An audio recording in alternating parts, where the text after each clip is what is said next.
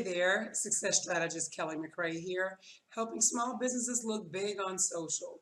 So today I'm going to share with you guys a website that I've actually used for quite some time for several of my different websites and for several of my clients as well. It's called privacypolicies.com. Now we all know that when we're creating our websites that we should have terms of service, certain disclaimers, and a privacy policy. So sometimes writing those can be a bit daunting because there's just a lot of what looks like legalese happening there. So privacypolicies.com, while they're not a law firm and they do let you know that, they do their best to give you a good privacy policy based on answering a few questions. Now, if you're using this for a personal blog or something like that, then it's 100% free. But if you're using it for commercial use, then they want $29.99, so $30. And I am not an affiliate, so therefore I'm just sharing this so that you guys can, get a great privacy policy. So we're going to create a privacy policy so you guys can see just how easy this site is to use. So the first thing they're going to do is they're going to ask you a few questions. So they want to know what my website is. So I'm going to put Kelly McRae and put my name in here so you can see I've used this a time or two already, that it's actually automating or automatically popping in my information. So we're going to say no, this is not sorry, that it's not a commercial website. Oh crap, sorry guys. No, it's 100% non-commercial. But as you can see, if you did click yes, it's going to tell you, it's going to have a different set of questions. So we're going to go no, it's non-commercial, and we're going to click on next. Okay, then it's going to ask, where are you located, what country. It's going to ask you several different questions. So here it says you collect information from users when they, and I'm just going to click a couple of things here, place an order or fill out a form. Then they want to know when creating an account on the site or placing an order, users may be asked to enter there. Most of us want their name and email address. So that's what we're going to put there. Any of the information you collect from users may be used in the following ways. I'm going to say to improve customer service and to personalize the user experience. And can they browse your site anonymously? They can browse my site anonymously. I'm going to click on next. It's going to ask a few more questions. So this is about your disclosures and updates. So it's going to say you may contact users via email in order to send them.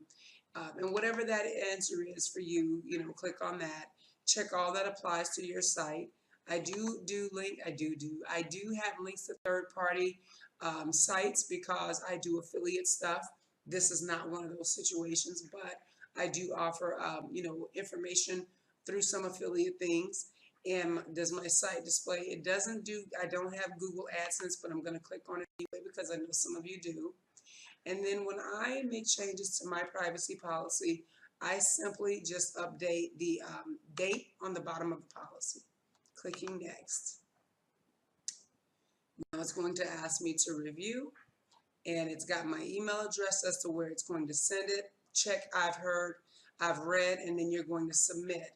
Then what happens once you submit, they're going to send you an email, and they're going to ask you to confirm your email address. When you confirm your email address,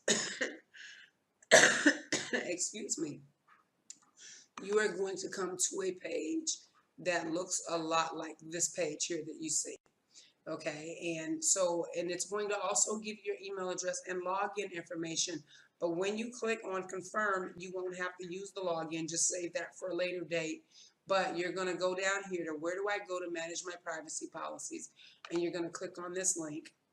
And once you click on this link, it's going to come up with your site name, your site URL, and when, the date. So this is the date that I talked about where I've updated my privacy policy. I'm going to click on my name that is hyperlinked, and then my entire privacy policy is going to pop up, and it's going to give me different methods of being able to link, if you will, to my privacy policy on my site. So I can do a direct link that would say basically privacy policy. Here is what the entire privacy policy looks like. So there's my domain name there. Here's all of this information that we put into the site. The only other thing here, they let you know where you got this privacy policy deal from, the Google AdSense and all this other good stuff. Okay, and then you also have the HTML code. This is usually what I will do is I'll grab this code, and I also have it in plain text. So again, you have every opportunity to make this as simple as possible, and then after you get it uploaded into their site, it's just a matter of a simple copy and paste, just depending on how you want it, HTML, plain text, or a link. So hopefully this has helped someone. If you don't have privacy policies on your website, you really should. If you don't have terms of services or disclaimers, depending on what you're collecting, you really should. So here is a way for you to get that very easily. Hopefully this has helped you. I hope you enjoyed this episode of New Tech Tuesday. I will see you next Tuesday. This is Kellie McRae. Have an amazing day. Ciao.